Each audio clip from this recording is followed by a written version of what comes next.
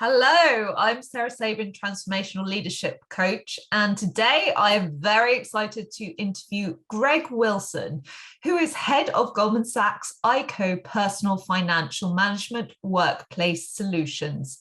Greg, would you like to introduce yourself? Sarah, thank you so much for having me. I greatly appreciate it. Greg Wilson, I lead the Consumer and Wealth Management Division's Workplace Solutions, where we partner with companies to help bring to life the comp and benefits of those companies and provide holistic financial planning as a corporate sponsored benefit. Thrilled to be here. Awesome. Okay, so let's just get straight into it. How do you think is the best way to help people to understand what the comprehensive nature of their benefits is? Yeah, it's a question that we live through day in and day out, and it really comes down to education and understanding. So often, when we look at compensation and benefit profiles for executives, they don't quite understand it. I've heard from executives that they've had a 40-page binder slid across the table that they were supposed to get excited about, that talked about deferred comp, that talked about all the nuances. And it was lots of acronyms, lots of detailed tax code, and it didn't make sense. And it's natural for people just to focus on the compensation and the actual dollars. It's that instant satisfaction. But compensation plans are often aligned with stakeholders, with their shareholders, to generate long-term wealth creation, which is what they're looking for from the underlying performance of the company. Here at Goldman Sachs and through our subsidiary Ayco, we look to make sure that those executives not only understand the benefits, but more importantly, truly value and appreciate those benefits. We partner with companies to bring those benefits to life, to be an extension of HR, so that 40-page binder that's slid across the table actually is brought to life and shows what it can do for that executive, their partner or spouse, their family over a long-term wealth creation, and really tying back to the company. We've got companies that call it the Ayco second chance. They may have a deferred comp program at year end, and they go through a list of executives that haven't taken advantage of it. And it's almost free money. It's almost money left on the table. And they remind them, have you talked to your Ayco advisor? Have you gone through this to make sure that you're making the right conscious decision? Because one of the things that is very consistent with all of the employees that we work with is they lack the time. They know they need to do some of these things, but life gets in the way. And if it's not at work, which is consuming most of their time, it's out of work with their families, and they forget about themselves and taking advantage of that. And that's really where we come into play, is to help those folks focus on that. I would say lastly, when I think of the last 20 months and you think about everything that's been going on in the global scale with the global pandemic, when you think about the economy, when you think about the volatility within the stock market, I think one of the things that's been at the hallmark of Ayco is making sure that as we work with those employees and as they have a comfort level of that long-term financial plan in place, they're less worried about the nuances day to day, and they can actually redeploy and focus more on their short-term responsibilities at the company and become more productive. And I think that ties back into why companies pay for a service like ours in the first place. Yeah, I mean, it's absolutely true. I mean, whether you have time or not, most people don't want to sit down and read a 40-page document that's quite dry. But I think we're all programmed as well to go after short-term gain rather than long-term wealth creation. So usually it takes that external person to, make you think about what is the best way to create a secure future for myself and my family in the years to come, rather than just focusing on, okay, well, I earn, I don't know, $200,000 a year, and that's all spent before I've even thought about it. Right. I mean, that's exactly right. And we can talk about that further, but there's so much more than just the cash compensation, and getting executives to really understand that and the long-term wealth creation that can accrue. We've got numerous examples, so hopefully we can dive into that today as we go. Yeah, absolutely. So tell me, How would you say employee expectations and experience have changed as a result of the pandemic? And also, I'll add to that, as a result of younger generations coming through to the executive ranks? Yeah, it's interesting. I think a lot of people try and draw that correlation that the younger executives want more or something different. I think the last 20 months that we've all gone through, there's less differentiation between, and I'll put myself in it, the older generation and those emerging executives that are coming up the ranks. You know, if I had to summarize what we see, it really aligns in values. Do my values align with the company? Do they match with that? And there's certainly slight nuances from generation to generation, but we're seeing a lot more similarities. When I think of, you know, a people-centric culture, what we're seeing more and more is people focusing on that. Is a culture inclusive? Are they focusing on DE and I? Are they focusing on my mental, emotional, physical well-being? Because it's all interconnected. On DE and I, you know, is it a focus from the top down? Is there a commitment from the most senior leaders? And are they employing it? Is it just lip service, or is it really being embedded in the culture? Are some of our incentives and performance incentives aligned with that? By 2025, 75% of the workforce will be millennials. Mm-hmm. And they want to make sure that where they work is an inclusive environment, and that they're doing the right things for all employees, and that they feel that inclusivity. Work-life balance is another critical component to that. Elder care along with childcare. You know, childcare has been within company benefits for a long time, but elder care increasingly, especially with the millennial workforce, as they think about their parents, and certainly the pandemic has brought that to life. Paid leave. You know, some of these things that we've seen pop up, we hope will continue, and that it's not just a short-term phenomena around the global pandemic, but it's actually a long-term sustainable, because that then ties back to that people-centric culture and binds people more closely to their employer and to the job that they're doing. Yes, well, I mean, in all the trends would suggest that the values and purpose are much more important to younger generations than they might have been to the older generations, where you went into a job, you did your job, you were there for 10 to 20 years, and then you would retire. I think there's much more emphasis on other things amongst the younger generation. And obviously, let's not beat around the bush, you know, creating money to sustain your lifestyle is important. But if you want to be competitive as a company, you think bigger than that. Yeah, I could not agree more. Although it has been refreshing to see, and maybe it's because their workforce is younger and there's that expectation.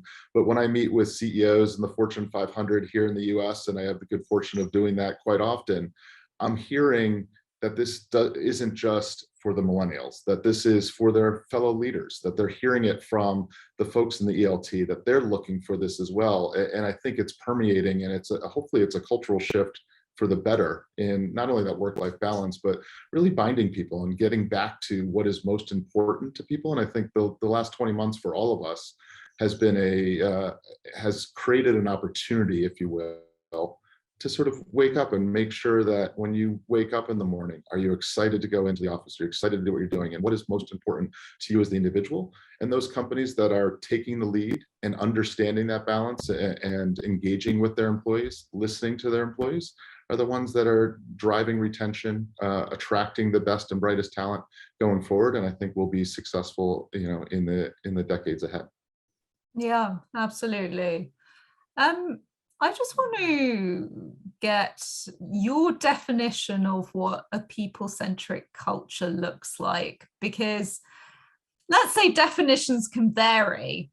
And I'd like to hear your insights on that, and also how it contributes towards a win-win situation for employer and employee.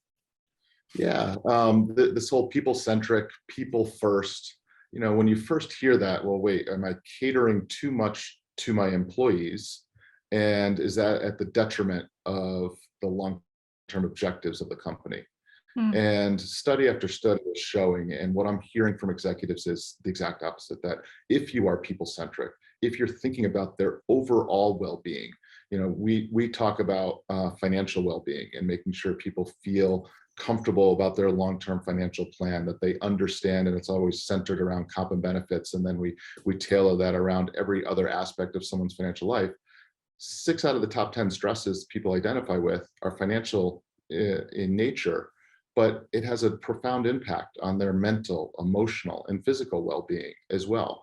And if you have a people first or people centric philosophy, you find, and studies show, that your productivity increases, your retention increases. And when I think of the environment we're in right now, you've seen the taglines, the Great Resignation. Yes.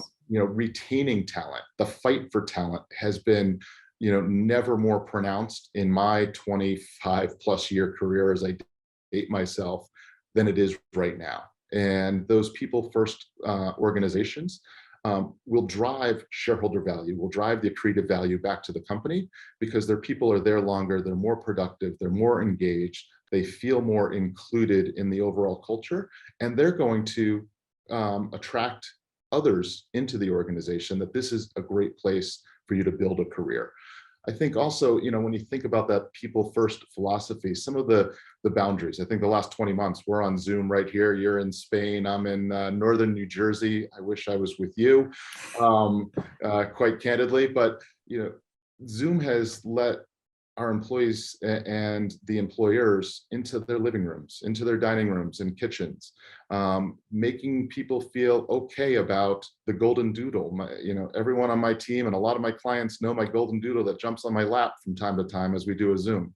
I've got a colleague who had 2 little kids that they were going to school at home, and she literally has a bouncy house set up in her living room because it kept them distracted so that she could do client work.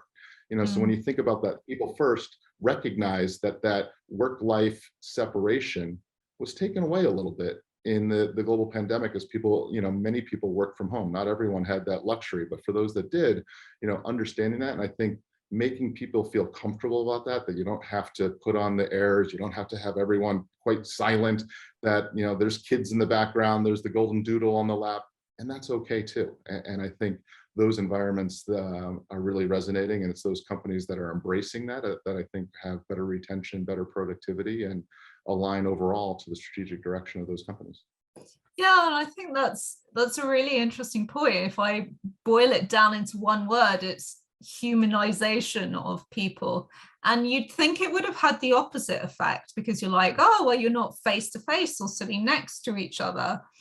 But you get a glimpse into someone's wider life and, what's important to them, which helps to build those connections and bonds in a different way from before. Yeah, you touch on something, we thirst for that human interaction. You were talking about, a wedding you were at this weekend, and being able to hug and kiss, and that's part of human nature. But I do think, in a weird sort of way, it has humanized a little bit what we have all gone through, and being introduced to each other's living room, and being able to understand a little bit more personally. I think that pendulum probably swung a little too far away from that. And, right now we're probably a little bit too much in each other's soup, as we do the Zooms, but I think that's okay. And I think the expectation, we had a conference earlier this year with some 400 senior leaders in the HR community here in the US. And the theme was around the role of the employer. And increasingly, the role of the employer is more prominent in people's lives. There's an expectation, we talked about generations, there's an expectation that employers do more for their employees. And if you think of the last 30 years, if you think about here in the US, moving from, working at that same company for the next 35 years, retiring, getting a pension, and life is good, things have changed. And maybe it changed a little too far the opposite way. And now more and more of those progressive companies, those thought leaders, are bringing that back to say that the employee is critically important, and that we need to make sure that we provide the right resources, the right benefits, that, and it certainly benefited us in the sense of making sure people understand, value, and appreciate the benefits that are offered at that company. It's why we get hired time in and again from companies to help accentuate all that they have, because again, that 41-page binder is not going to create the motivation that's really needed. Well, I think, an additional point is our educational system does not educate children in financial well-being, or how to create passive income, or how to invest or save. And you'd think that, people going into a financial services environment would understand that because they're surrounded by it all the time. But as you say, you just get focused on your job and you don't necessarily think about how it relates to you. So how can you break it down and really simply educate employees on financial wellness? Yeah, I think for a long period of time, and I'll speak in more of a US centric format for now, but I think it's pronounced around the world, there was a focus on just retirement, and they relied on the retirement provider and save more for retirement. But when that employee receives that $10,000 bonus at year end, she has to make a decision. Do I put more money in my 401k? Do I pay down some of my student debt? Do I pay off that high interest credit card? Do I build a rainy day fund? I'm not sure. And who can I turn to? And so providing financial wellness benefits where employers are giving access to their employees a trusted voice that can help them personalize that, because that's a very personal decision for each person, where they are and what stage of their career, what's going on in their broader household, where they expect to be over the next 3 years. Being able to personalize that and bringing that to life is critically important. We really focus on driving sustained engagement with those employees, getting them to continue to come back.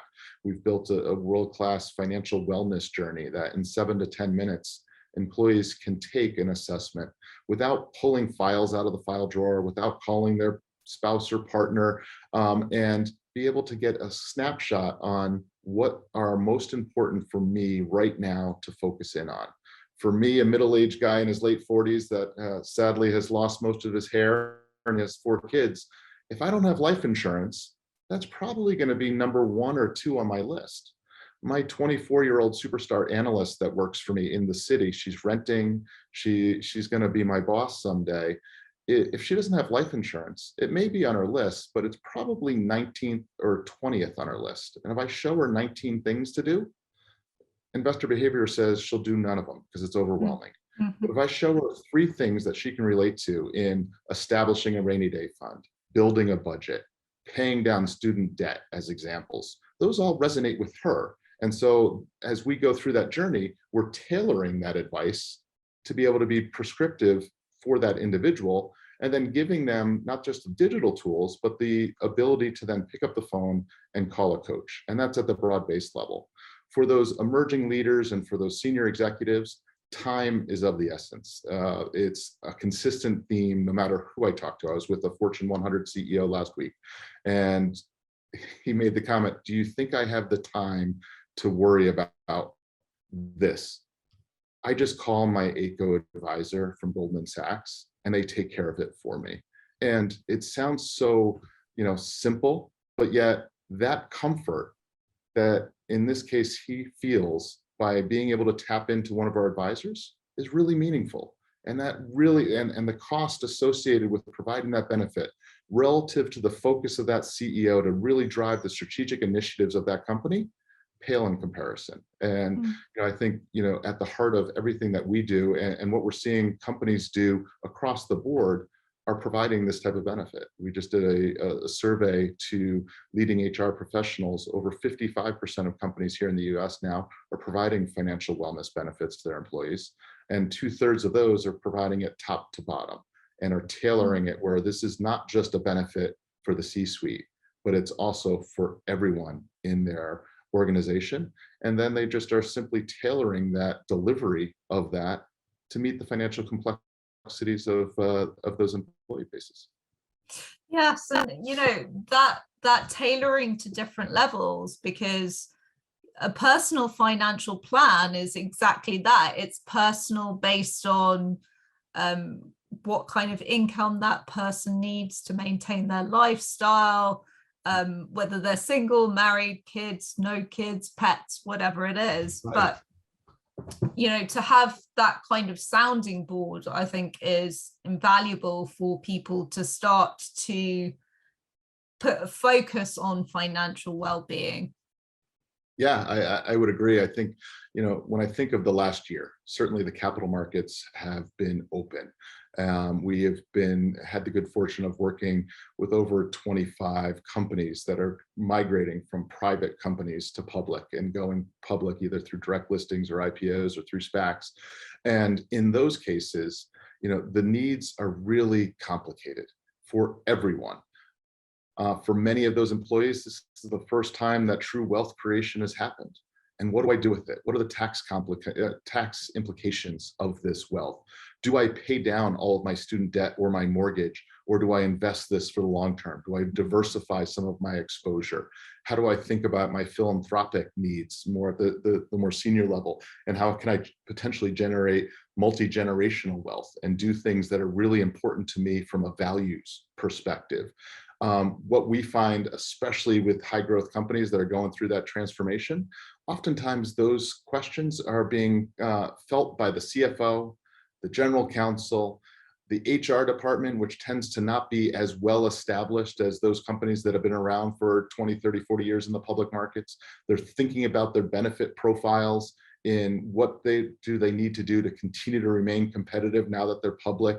And we come in as an extension, quite honestly, oftentimes as an extension of the investment banking work that we do from a corporate advisory perspective, and apply that at a personal level.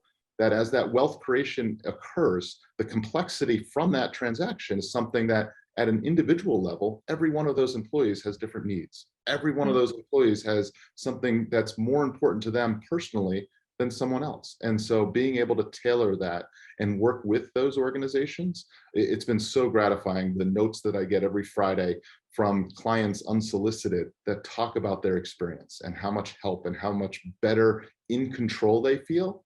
And that's a word that we hear often, that I just feel more comforted because now I feel better and more aligned with what's going to happen over the long term. And that allows them to focus more on their day-to-day and execute. And all of those new shareholders that just participated in that IPO are expecting that. And so adding a benefit like this through that transition and then ongoing has been, something really rewarding, something that we've seen quite a bit over the last year plus.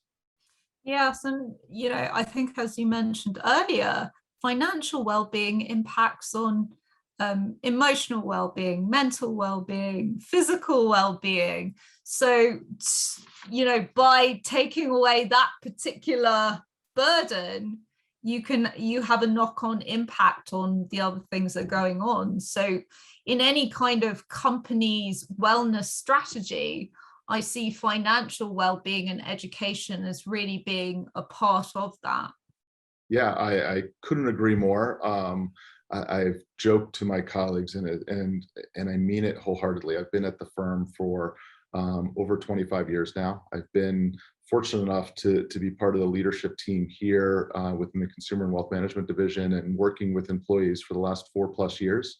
It has been by far the most satisfying part of my career because you can tangibly, it's rare where you can see the tangible impact that your organization has on individuals' lives. And we get the privilege of seeing that every week. And I see that at the most senior levels. Over half of the Fortune 100 are clients of ours. We have the good fortune of working with 25 of the Fortune 100 CEOs. That's terrific. And they feel great and indebted. And the value that we bring to them, their families, their long-term aspirational goals is rewarding. But equally, those employees that I see that were able to buy their house for the first time.